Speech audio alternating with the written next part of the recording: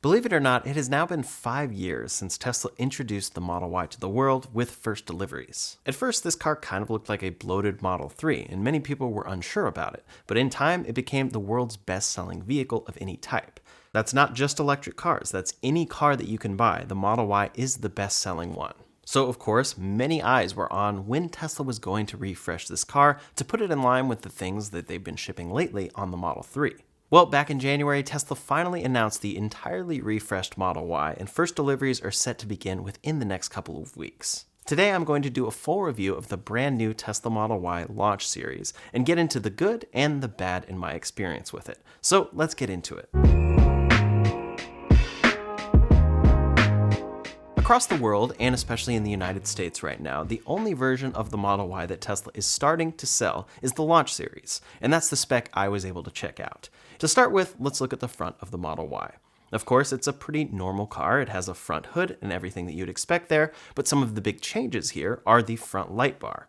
That light bar has 3 different sections, and it's in line with the hood that extends right up to that light. Previously, this was rounded, but now it is a squared off shape, and I really like this change. Now, that light bar is not actually the headlights. Those are just daytime running lamps that give it a cool look, but beneath that are the actual headlights themselves. They sit just a little bit lower than they used to in the Model Y. Overall, this is a pretty normal front bumper, but one big change for the Model Y is the addition of a front bumper camera. This is something that is a big upgrade for this car and is also very long overdue. It's the second car from Tesla to add this after the Cybertruck.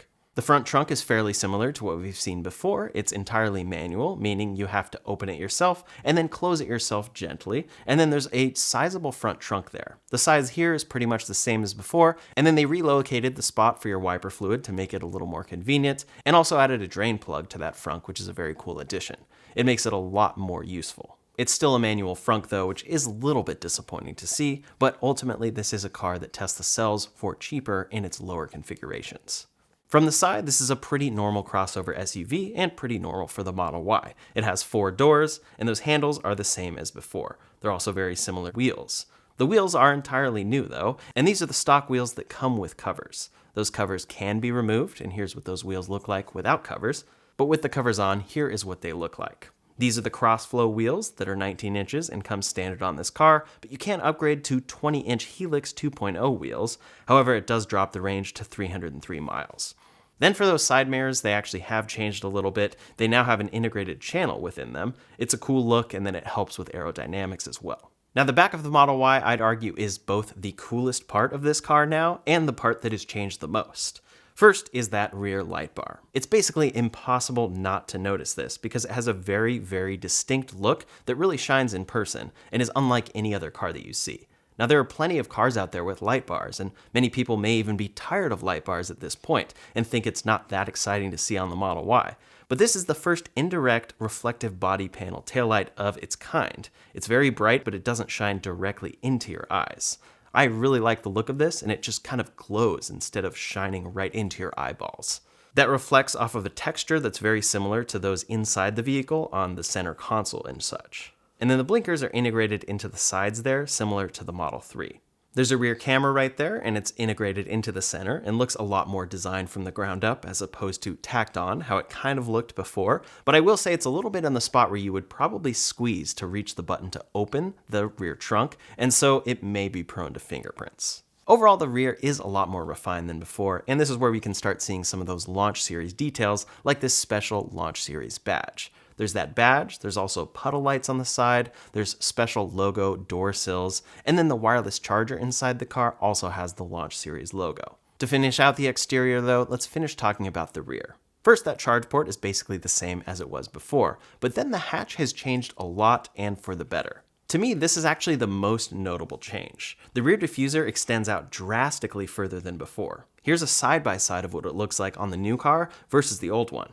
It extends up to the trunk line, and that means that you won't actually be scratching the paint there when you're loading in cargo, like you could do on the old Model Y and many other cars like this. It makes a lot more sense, and then it's much better for repairability. If you get in a minor rear-ending accident, it likely won't even reach the hatch, which is great.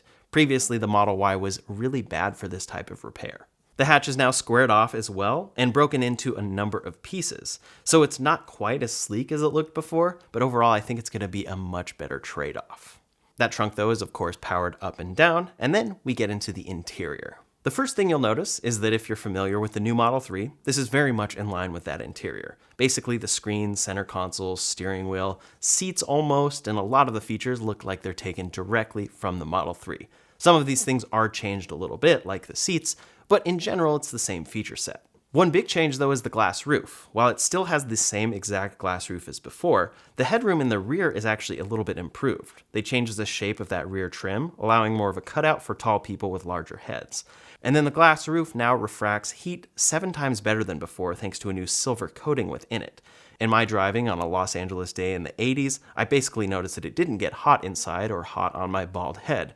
But the real test will come in extreme heat, like going to Arizona in the dead of summer. Either way, if it really does improve it this much, it will help with comfort and HVAC efficiency. Up front, there's that all-new light bar across the dash that also extends into the door panels and into the rear door panels. It's very cool because it's customizable and it shines, but not too bright. I particularly like this because it looks great in red, but you can change the color to whatever you want. Then you have seating for 5 passengers. There are 2 great seats up front that are fully adjustable, and then the rear seats as well. They're all perforated, but only the front seats are both heated and cooled. The rear seats are just heated. That's a big upgrade for this car that previously didn't have cooled seats and could leave you with a sweaty back, especially in the summer with that especially hot glass roof. Now they've taken care of that on the roof, and then they give you ventilated seats. Most of your controls are still controlled with that single center screen, and then it's slightly bigger than before with a smaller bezel. There's wireless charging underneath that, and then the center console is in line with the Model 3. It has cup holders, a sliding console drawer, and an armrest. All around the new Model Y, you'll notice speaker grills, and these are entirely new. They're updated from the Model 3 even, and especially from the old Model Y.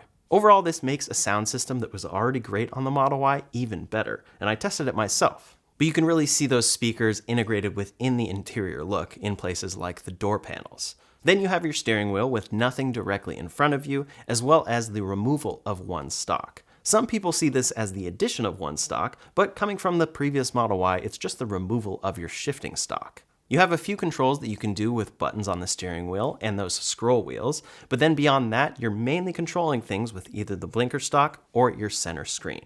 Your center screen, of course, is also where you see all of your driving info, like your speed and autopilot visualizations, among many other things. So up front, everything feels better and nicer and more premium, but in the rear is where I'd argue maybe more of the changes occurred. That's because for rear passengers, there's now a rear touchscreen. This controls media and climate controls, and then those seats are much more comfortable than they used to be. They're not only bigger and more comfortable in general, but you can recline them, and then you have folding and adjustment options on the seats themselves. Previously, most of this was fairly manual in this car. And then if you want to fold down these seats, it got a lot better with this car. The rear seats fold down entirely electronically, so they fold down very easily and quickly, and it will even push the front seats out of the way as you need. In the old Model Y, here's how this worked. You would press the buttons in the back, which were simply just releasing a spring, and then it would drop those seats. If the front seat was pushed back, it just wouldn't fold, and it would slam into that front seat. Then you'd have to go and push up that front seat yourself using the control, and it happened actually quite slowly. Now it does all of these steps by itself and pushes the front seats forward accordingly. So the experience loading big cargo into the rear is much improved. You simply press those buttons, it will fold it for you automatically instead of slamming it down, and push the front seats accordingly. I think it's a huge improvement there. The one thing I will say is that, of course, if there's someone in the front seats, those can't fold down because it doesn't want to adjust you. And I tried this, and it does warn you on screen and actually stop the fold. In other people's reviews, I've seen that it will give you an option to let it push you forward regardless, but you do have to click OK. It's not just going to automatically push whoever's in the front seat out of the way. And that's because it definitely recognizes when someone is there versus not. But folding down those rear seats takes us to the trunk. One of my favorite features about the Model Y is how versatile it is and how much space really opens up when you fold down those rear seats. It's just a massive, expansive space with those rear seats folded flat, and then there's a ton of rear space as well. Overall, though, this is so good because it really hasn't changed. The Model Y's cargo space has always been good. But there are a few notable improvements here. First is that seat folding, which is way more convenient. But then the under storage lid kind of has a built-in handle instead of a faux leather tab. I think this overall makes it better and just easier to open. Then there's the parcel shelf or cargo cover that's included, and that can cover up your cargo. But if you want to remove this, the sub-trunk now actually has a spot integrated for it. It sits right in there, and you can close that area off if you're not using the parcel shelf at that time. For a lot of people, they maybe choose to use this sometimes and sometimes not, and you would probably take it out of your car and store it somewhere and maybe forget about it. So now with the Model Y, you can store it beneath the trunk line. This is partly enabled by new cutouts within the side cubbies that also makes those side cubbies a little more accessible when you're loading cargo into that full space. I think overall this is an improvement, and you still have your 2 side cubbies and your 2 under storage compartments. There's that big one, and then the one further beyond that for smaller things like a mobile connector. Overall, my first impression being with this car is that, oh yeah, it's still a Model Y, but they've improved it in all of these small areas that really kind of bugged me with the old Model Y. Overall, it's really great, but then it comes to driving. What's the suspension like? Is it actually a better drive like Tesla has promised? Let's check it out. So now let's take this car for a drive. I had the original Model Y all the way back in March of 2020, and it was a very rough ride. I had a lot of issues with it. But then come around 2022, I got the updated Model Y, which was much better build quality, a much smoother ride, and then it got smoother even before this car. But this is supposed to be a huge improvement, so I was especially critical of the Model Y's ride quality in the past, and I'm excited to try this out. One thing that will take getting used to is I've been driving the new Model 3, which doesn't have a blinker stock, but it does have shifting on screen. So now I'm going to shift on screen, but then use a blinker stock. All right, shift into drive that way. Of course, we have autopilot available. And the first thing I notice that's immediately available is the front camera. That's a big improvement. I just went for my blinker buttons out of habit. But using that stock's interesting. It's a much thinner, smaller stock, and it's really like you just kind of click it one time and it stops. It doesn't go any further than that. It's actually kind of a useful design, I think. Another big improvement for this car is supposed to come with interior quality and cabin noise. And you definitely noticed that in the past with the Model Y, along with this particular rumble and kind of bump that would come from the hatch. And I think it was something getting actually caught in that rear hatch area that's supposedly fixed in this car. All right, plenty of power, as we're always used to. Definitely feels like a Model Y where we're riding. And I did notice that getting into this car, it feels very much like a Model Y with these improvements though. As we're driving around, we're in North Hollywood right now, so there are kind of a mix of decent streets and then a lot of things like potholes and random bumps and patches in the road. And I think it's all handling it very well. It reminds me a lot of the new Model 3. This would all be a lot more present in the Model Y previously, and then it would also be louder as a result. I think it's overall doing a great job, but you definitely still feel everything, but you feel that it's kind of muted.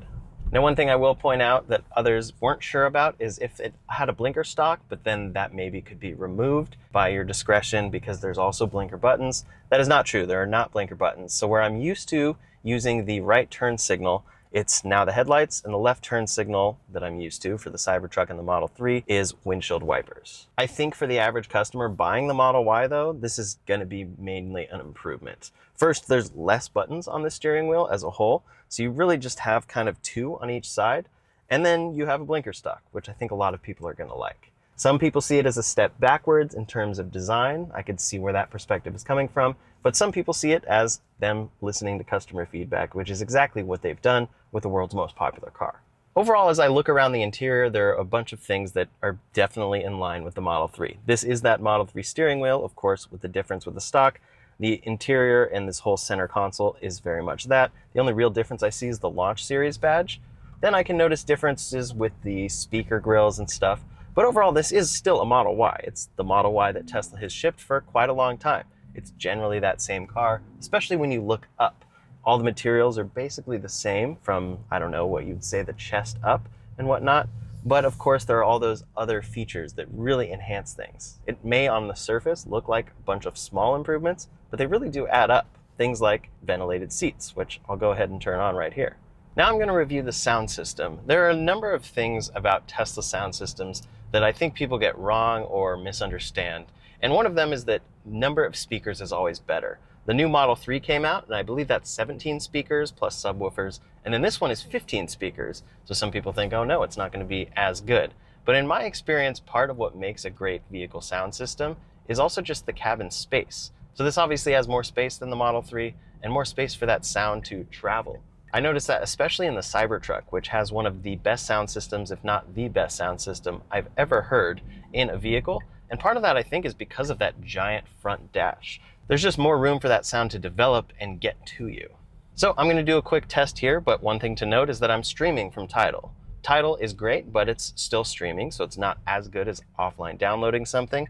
And then you're a lot of times going to be streaming via Bluetooth from your phone, and that also limits your bitrate and your quality. So that is something to keep in mind when comparing sound systems. Tesla also has their immersive sound feature, and then they have EQ options. So there's so much dialing to do between vehicles that it's hard to directly compare. I'm just going to do it flat right now, even with immersive sound off. Obviously, I can't play you what I listen to, and it's never going to come through the camera, but it is a fantastic sound system. I'd put it in line with the Cybertruck as far as the fidelity you're getting and clear detail, but then also the bass response. It's overall a fantastic sound system and even an improvement over the previous Model Y, which already had a great sound system. It's a great experience, but is it very different than the previous Model Y? In a lot of ways, no, and that's not actually a bad thing. The Model Y already drove great. It had great response. So of course, if I accelerate right here, woo, is extremely powerful. And that's one, because this is dual motor in line with the previous generation, but this is also the launch series, which includes the acceleration boost. Yeah, ride quality though, going over bumps quickly, it's extremely impressive over what this car used to be. I also could be completely off on this, but it does seem like the turning radius is better in this car than it used to be. So there are a lot of small changes, but the suspension, I would say, is a huge change for this car that really brings it up to the next level. A lot of people would look at a Model Y and say, why is that considered a luxury vehicle? It's not a luxury vehicle. Now, I obviously disagreed with that, but in some ways I would look at it and say, well, it does ride pretty harsh compared to any other car you would get in this price range, and not in a good way. Now, however, this car has really taken it to that next level where they've updated all the interior elements that felt cheap before and massively improved the ride to where this is a very, very smooth crossover SUV no matter where you're taking it. All right, just for fun, we got to do a launch. Here we go. Ooh. Yeah. Well, I'm used to a lot of fast Teslas, so that's not quite as fast as the performance Model 3, but it's incredible. For a car that is as feature-packed and versatile as this, that's just a ridiculous amount of speed. At first, for me, the stock takes a little getting used to, and I think the average person used to a stock, it will take getting used to as well, since it's just a click that goes down and returns exactly to its normal spot. But I think it's actually pretty nice, because it's just, boom, click, done. In function, it's actually fairly similar to how the blinker buttons worked. And then Tesla has that feature where it auto cancels your blinkers once you've already changed lanes, just like most cars will do once you've made your turn. But usually that's kind of a basic system based on your steering wheel turning back. Theirs is actually smart using their cameras and lane recognition. Throughout the years though, I've done a lot of reviews on the Model Y, and I think that Tesla pretty much has fixed everything I ever complained about. I experienced multiple repairs to the rear hatch, and they've totally changed that design to make it much more repairable. And then I complained quite a bit about the ride quality and the cabin noise as a result of that harsh ride quality, and they've improved that a ton in this car. I think it puts it absolutely in line with any other vehicles in its price range. And then of course it has all that integration via software that's always getting better. Now that they've updated this car, it mixes all of that practicality with all of the best features and a really great ride quality. I think Tesla has knocked it out of the park. And then of course there's all the features where it looks really cool on the outside. Especially when you close the trunk, that rear light bar is an extremely cool look in person. It's something unlike any other vehicle, even though vehicles do have light bars. The fact that it's that reflective light bar actually stands out as something different, and I think Tesla did a great job making slight changes to this car that really make it stand out. The one thing that's funny, and to keep in mind with a Tesla though, is that it does have full self-driving capability. If you bought the launch series, it comes with the full self-driving package, and you just go into it, and you are good to go. That full self-driving capability is getting better every single day, and at this point, it's extremely good, to the point where for the majority of most of my drives, I'm actually having my fancy performance Model 3 drive for me. So even though that car drives incredibly well and is super fun to drive, has great driving dynamics, like they've done with this new Model Y, it's likely going to be driving you quite a lot, and that full self-driving capability is a huge selling point for these cars at this point. In the past, it used to be kind of a cool feature, and now it's turned over to be something that is actually becoming essential for people. It's also one of those things that is a huge advantage for Tesla. So the Model Y always was a great practical vehicle, but as an owner, there were plenty of little things that you could criticize about it, and rightfully so. I was an early adopter of the Model Y, so I experienced a lot of those early things, some of which they improved even on the previous generation. Now the Model Y has improved in so many little ways, and big ones, that it really deserves its price tag and deserves its position as the best-selling car in the world. I'm very curious to see how it grows from here, because it's just so good. Now I will say there are plenty of improvements that would have been nice that Tesla did not include. Maybe an automatic front trunk would make me use that front trunk more. It would be awesome if they added bidirectional charging so that you could use that giant battery as a home backup in an emergency scenario. It also would have been great to see faster charging or a larger battery pack enabling more range, something like 400 or 420 miles of range. But Tesla took the best-selling car in the world and made it even better, and they basically kept the underlying specs the same or just slightly better. I think we're going to find that even though a lot of us want to see these improvements, this car is still going to be very popular, because now it's justifying its price tag even more and really feels like a luxury vehicle. And then of course there's that piece that I didn't really review because I know how it works, and that's full self-driving. Full self-driving has gotten incredibly good on these cars, and the autopilot system that's included by default is also very good. That full self-driving is something you can't get in another vehicle. Yes, other companies have great ADAS systems integrated into them, but it's not quite on the level of full self-driving, especially as it is today. It has taken a long time for Tesla to get that system to where it is today, but it's very exciting to see it finally here. And that front bumper camera on the Model Y may help it get even better. We'll have to see. For now, this is the Launch Series edition of the Model Y, which means it's the best one you can get. But in the near future here, we should see the other trims become available. It comes with a 327-mile range, it goes 125 miles per hour, and it does a 0 to 60 in 4.1 seconds. It also comes fully loaded with everything like full self-driving, you can choose whatever color you want, and then they say it charges up to 169 miles in 15 minutes. They've been showing up to order in other countries like Europe and China, so soon we'll see them arrive in the US, which means that this now $60,000 car will soon be able to be obtained for more like $45,000, still with a great range. And the great thing about Tesla is that for lower trims of their cars, they usually keep the features basically the same. The one thing we will probably see is the rear-wheel drive version of this car have a worse sound system, which is always a little bit disappointing when you're still paying over $40,000 for a vehicle. But overall, the interior quality, the build, the cabin isolation, and so much more will remain the same, regardless if you buy the base trim or the most expensive future performance version. Overall, there wasn't too much I was surprised about with this new Model Y because it very much feels like that new Model 3 upgrade, and I think it's going to do very well in reviews. That new Model 3 has received great reviews from many different organizations, and I think the Model Y is going to be no different. Just this time it's in a much more popular form factor, and they've actually done a great job at distinguishing it. I'm glad to see this car no longer look exactly like a Model 3 that got a little bit bigger. Now it has a unique design of its own. With that said, I am curious to see how things go from here since Tesla didn't change underlying things like the charging speed and the battery. Will Tesla need to offer more options like that in the future? We'll have to see. If you're in the market for this car, I definitely recommend the new version of it, and if you just wait a little bit of time, you probably don't have to get that Launch Series upgrade. If you were already going to buy all those options, it's probably worth getting, although white interior is already sold out, so maybe you want that. Regardless, I think this is a great vehicle and a great upgrade from Tesla, and I can't wait to see first customers take delivery. In the meantime, if you want to see my full review of the refreshed Model 3 after owning that car for a little bit, you can check out that video linked up here or in the description below. Thanks so much for watching, and I'll see you on the next one.